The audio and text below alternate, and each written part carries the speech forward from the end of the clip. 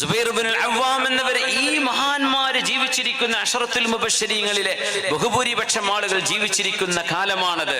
അന്ന് ആരെങ്കിലും അങ്ങനെ നോക്കൂ, ഹബീബിന്റെ മോളെ മരിച്ചു പോകുന്ന മയ്യിത്തല്ലേ അത്?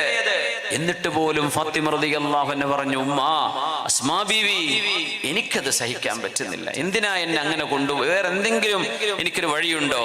അപ്പോഴാണ് പറഞ്ഞത്, ഫാത്തിമ നിങ്ങൾ വിഷമിക്കല്ലിൻ, ഞാൻ എത്യോപ്യയിൽ പോയിട്ടുണ്ട്. എത്യോപ്യക്കാര് ചെയ്യുന്ന ഒരു മയ്യത്ത് കട്ടില് 4 കടലാസ് 4 ഈത്തപ്പനയുടെ പലകകൾ കൊണ്ടുവന്ന് അസ്മാ ബീവി കാണിച്ചു കൊടുത്തു. ദാ ഇങ്ങനെ 2 സൈഡിൽ മറയുള്ള ഒരു മയ്യത്ത് കട്ടില് ഞാൻ എത്യോപ്യയിൽ കണ്ടിട്ടുണ്ട്. കാരണം അസ്മാ ബിൻത് ഉമൈസ് എന്നവരെ എത്യോപ്യയിലേക്കുള്ള ഹിജറ പോയ മഹദിയാണ്. അപ്പൊ എത്യോപ്യക്കാർ അവർ ക്രിസ്ത്യാനികളാണ്. അവരിങ്ങനെ ഒരു മയ്യത്ത് കട്ടിൽ കൊണ്ടുപോകുന്നുണ്ട്. നമ്മുടെ നാട്ടിലൊക്കെ ഇപ്പോൾ മയ്യത്ത് കട്ടിലല്ലേ സൈഡിലൊക്കെ ഉള്ളത്? ആ സൈഡൊക്കെ ഉള്ള മയ്യത്ത് കട്ടിൽ ഉണ്ടായത് ഫാത്തിമ ബീവിയുടെ ഈ കരച്ചിലിന് ശേഷമാണ്. നമ്മൾ മനസ്സിലാക്കണം, അത് മയ്യത്ത് കട്ടിൽ ഓർമ്മ വരുമ്പോ കാണുമ്പോ നമ്മൾ ഓർക്കണം, ഇത് നമ്മുടെ പുണ്യ നബിയുടെ മോള് 10-20 വയസ്സേ ഉള്ളൂ മഹദി റളിയല്ലാഹു അൻഹ വഫാത്താകുമ്പോഴേ. ആ മോള് എനിക്ക് ഒരു പലകയിൽ കടത്തി എന്നെ കൊണ്ടുപോകുന്നത് എനിക്ക് ഇഷ്ടമല്ല, എനിക്ക് പേടിയാവുന്നു. സൈഡ് മറച്ചിട്ട് അസ്മാ ബീവി കാണിച്ചു കൊടുത്ത്, ഇങ്ങനെ മതിയോ? അൽ ആന തൗബ ഖൽബി, ഇപ്പൊ എനിക്ക് സമാധാനായ അസ്മാ ബീവി, എന്നെ ഇങ്ങനെ കൊണ്ടുപോകണേ, തുറന്ന പലകയിലേക്ക് കൊണ്ടുപോകരുതേ, സൈഡ് മറച്ചു തരണേ. അങ്ങനെ ജനാസയിൽ കയറിയ മഹദിയാണ് നമ്മുടെ റസൂലിന്റെ മോള് സ്വല്ലല്ലാഹു അലൈഹി വസല്ലം. ഇനി നിങ്ങൾ പറയും, നിങ്ങൾ ഇടുന്ന വസ്ത്രത്തിന്റെ അവസ്ഥ, പർദ്ദയാണെങ്കിലും അല്ലെങ്കിലും ദേഹം കാണിച്ചിട്ടും അതിന്റെ നിറം കാണിച്ചിട്ടും വണ്ണം കാണിച്ചിട്ടും ഷെയ്പ്പ് കാണിച്ചിട്ടും നമ്മളെ കാട്ടിക്കൂട്ടുന്നതൊക്കെ പുണ്യനബിക്ക് ഇഷ്ടാവോ? ഹബീബിന്റെ മോള് ഫാത്തിമ ബീവി നിങ്ങളെ സ്വീകരിക്കേണ്ടവരാണ്, മഹദിമാരെ നമ്മളെ സ്വീകരിക്കേണ്ടവരാണ്. ആ മോൾക്കിത് ഇഷ്ടമാവോ? ഹബീബിന്റെ മോൾക്ക് നമ്മുടെ മാതൃക അവരല്ലേ? പുണ്യ നബിയും അവിടുത്തെ കുടുംബവുമല്ലേ നമ്മുടെ മാതൃക? ഈ ഒരൊറ്റ സംഭവം മതി, ഇനി ഒന്നും നിങ്ങൾ വേറെ ചിന്തിക്കേണ്ടതില്ല. ഫാത്തിമ ബീവി ഈ കരഞ്ഞതിന്റെ പൊരുൾ അത് മാത്രം ആലോചിച്ചാൽ നമ്മുടെയൊക്കെ വസ്ത്രവിധാനങ്ങളിൽ നമ്മുടെ സഹോദരിമാർ പ്രത്യേകിച്ച് എത്രത്തോളം സൂക്ഷ്മത പാലിക്കണം എന്ന് ചിന്തിക്കാൻ ഇത് ധാരാളമാണ്. അള്ളാഹു നമുക്ക് അവൻ ഇഷ്ടമായത് നമ്മുടെ മനസ്സിന് ഇഷ്ടമാക്കി തരട്ടെ. അതൊരു വിഷയമാണ്. നമ്മളതൊക്കെ പറയുമ്പോഴും നമ്മുടെ മനസ്സിന് തോന്നാൻ എന്ത് ചെയ്യും? അതുകൊണ്ട് അങ്ങനെ ദ്വാരക്കേണ്ടത്, അള്ളാഹുവെ നിനക്ക് ഇഷ്ടമായത് എനിക്ക് ഇഷ്ടമാക്കി തരയണമേ, നിനക്ക് വെറുപ്പുള്ളതിന്റെ മനസ്സിന് വെറുപ്പാക്കി തരയണമേ. നിങ്ങൾ അങ്ങനെ ദുആ ചെയ്തു നോക്കൂ, നിങ്ങൾക്കതിന്റെ ഉത്തരം അള്ളാഹു നൽകിയിരിക്കും. അള്ളാഹുവെ നിനക്ക് ഇഷ്ടമായത് ഞങ്ങളുടെ ഇഷ്ടമാക്കി തരണേ, നിനക്ക് വെറുപ്പുള്ളത് ഞങ്ങളുടെ മനസ്സുകൾക്ക് വെറുപ്പാക്കി തരണമേ എന്ന്. ആ മോളാണ് ഫാത്തിമ റളിയല്ലാഹു അൻഹ.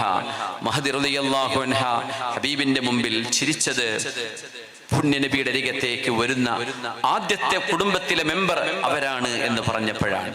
ഇമാം ബുഖാരി റഹ്മത്തുള്ളാഹി അലൈഹി ബാബുൽ തബസ്സുമി വൽ വഹിക്, the chapter of smile and laughter, ചിരിയുടെയും പുഞ്ചിരിയുടെയും ചാപ്റ്ററിൽ അധ്യായത്തിൽ ഇമാം ബുഖാരി തങ്ങൾ മുഹമ്മദ് ബിൻ ഇസ്മായിൽ ബുഖാരി തങ്ങൾ കൊണ്ടുവന്ന ആദ്യത്തെ ഹദീസ് ഫാത്തിമ റളിയല്ലാഹു അൻഹ ഈ ചിരിച്ച സന്ദർഭമാണ്. അവിടെ ഒരു കരച്ചിലും നടന്നിട്ടുണ്ട്, പക്ഷെ ആ ചിരി, അങ്ങനെ ഒരു ചിരി ഫാത്തിമ റളിയല്ലാഹു അൻഹ ചിരിച്ചത് ഈ ഉമ്മത്തിന്റെ മുമ്പിൽ വിസ്തരിക്കുകയാണ് മഹാനവറുകൾ. അതിലൊരുപാട് പാഠങ്ങളുണ്ട്.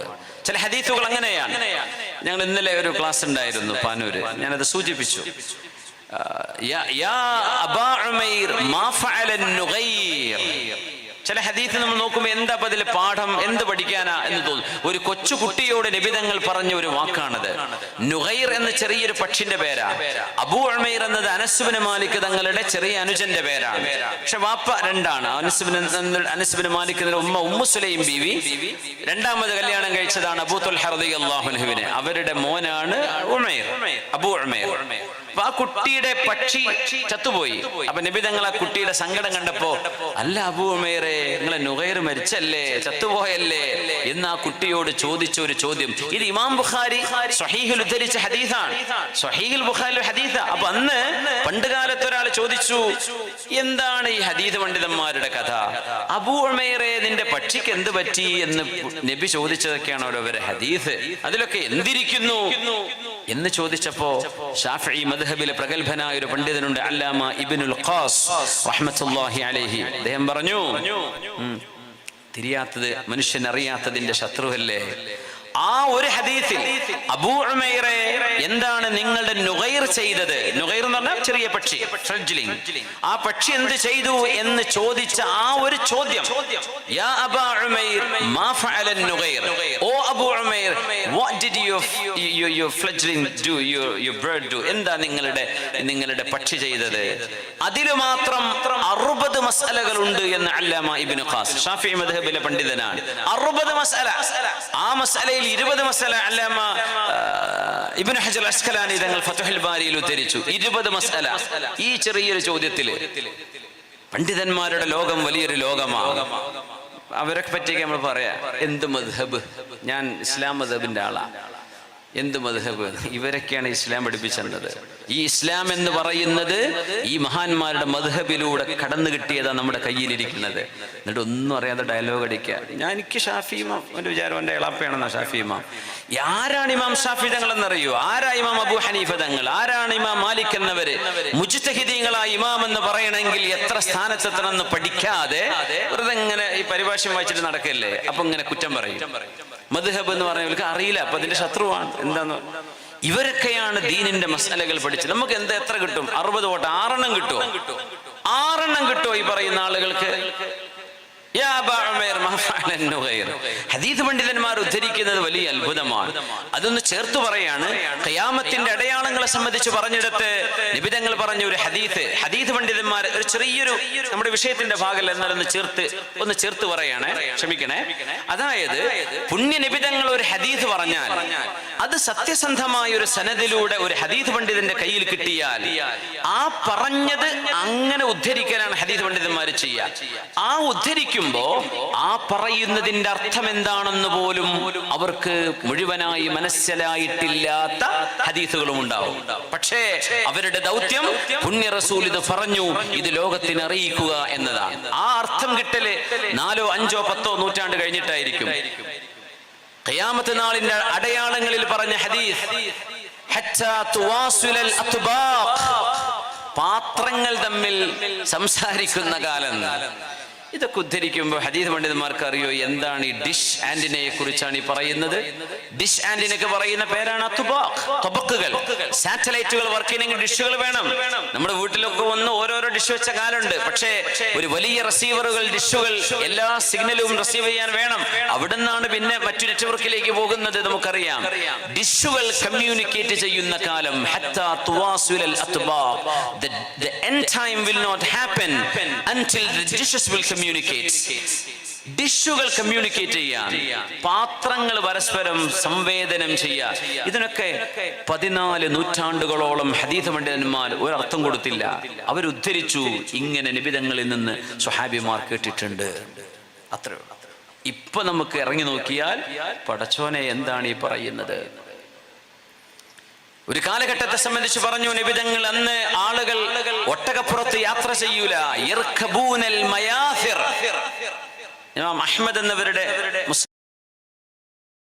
മുസ്നദിലെ ഹദീസാണെന്നാണ് എൻ്റെ ഓർമ്മ ശരിയാണെങ്കിൽ, വല്ലാഹു അലം. യർഖബൂനൽ മയാസിറ, കാറിൽ യാത്ര ചെയ്യുമെന്നതിന് അർത്ഥം കൊടുക്കാൻ പറ്റും. കാരണം എന്താണെന്നറിയോ? മയാസിർ എന്ന് പറഞ്ഞാൽ തങ്ങൾ പറഞ്ഞു ഒട്ടകങ്ങളും കുതിരകളും കഴുതകളും വാഹനമായി ആളുകൾ ഉപയോഗിക്കാത്ത ഒരു കാലം വരും. എന്നിട്ട് എന്താ ഉപയോഗിക്കാന്നറിയോ? യർഖബൂന, അവർ വാഹനം കയറും. അൽ മയാസിർ, ഇരുന്നാൽ നല്ല കുഷ്യനുള്ള സീറ്റുകളിൽ ഇരുന്നവർ യാത്ര ചെയ്യും. ഇത് ബസ്സാവാം, ഫ്ലൈറ്റ് ആവാം, ട്രെയിൻ ആവാം, എന്തോ ആവാം, ബൈക്കും ആവാം. അതൊരു ഹദീസ് 1400 കൊല്ലം മുമ്പ് ഹദീസ് പുണ്യ നബി തങ്ങൾ പറഞ്ഞ വചനമാണത്. ഇന്നതിന്റെ അർത്ഥം നമുക്ക് മനസ്സിലാവും. ഹദീസ് പണ്ഡിതന്മാർ തിരിയാത്തത് പോട്ടെ എന്ന് വിചാരിച്ച് ഒഴിവാക്കിയോ? ഇല്ല, അവിടെ കിടക്കട്ടെ. നമുക്ക് തിരിഞ്ഞില്ലെങ്കിലും ഇസ്ലാം സർവകാലികമാണ്. ഇന്ന് എന്താ വിഷയം? നമുക്ക് തിരിഞ്ഞില്ലേ, എന്നാ പിന്നെ ഇത് ഒന്നിനു കൊള്ളാത്തതാ. കാം ഡൗൺ മാൻ. എന്താ നിങ്ങൾ ഈ പറയുന്നത്? നമുക്ക് തിരിയാത്തത് അവിടെ അവസാനിക്കുന്നുണ്ടോ? നമ്മളെക്കാളും തിരിയുന്നവർ വരില്ലേ? 7 ആകാശങ്ങളെ പറ്റി ഖുർആൻ ചർച്ച ചെയ്യുന്നുണ്ട്. ഒരാകാശം പോലും ഇതുവരെ കണ്ടെത്തിയിട്ടില്ല. ഒന്നാം ആകാശം കിട്ടിയിട്ടില്ല. ഖുർആൻ പറഞ്ഞു 7 ആകാശങ്ങൾ ഒന്നിനു മീതെ മറ്റൊന്നായി പടച്ചവനാണ് അല്ലാഹു.